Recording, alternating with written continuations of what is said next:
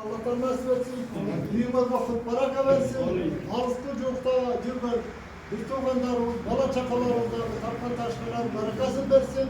Hayra yediğine, cürtüne gelip koşulup bizimle çok olan Allah Teala nasip etsin. Daima bana ötkörgen baldarlık sevgide bin mertebe rahmet. Şunca adam demez, bir ek adamda koşukta kıyın.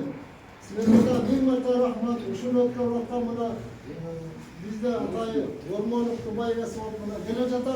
Koşal olmadığında tilegine yetsin. Allah'ın maksatına yetsin. Onu ağır bir yüzde kışın yakşı yapmasın.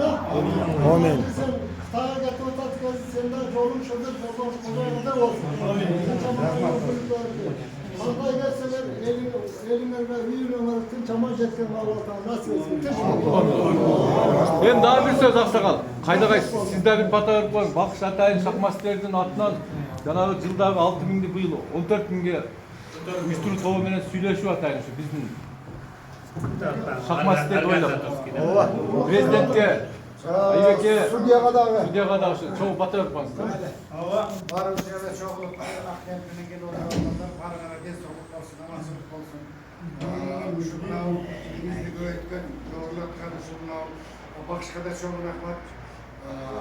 Ömürlü olsun, desoluk olsun ha Allah'ım. Desoluk olsun.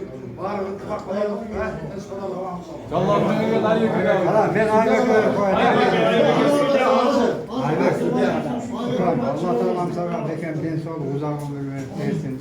Birbirine bilen tıs bol, takpan taşıyanın barakalı olsun, cugumlu olsun, adam olsun. Şunca adam verip arızın gömülüğünüzde alıp cakına alıp diyorsun. Rahmat savaşı dileğin maksatlarım var. Amin. Dumanlar, şunlar oyun olsa kolay çıkmak. İşbey, Bir çarık açılalım. Sağlam olmadı. İkinci kim oldu? Bak şimdi.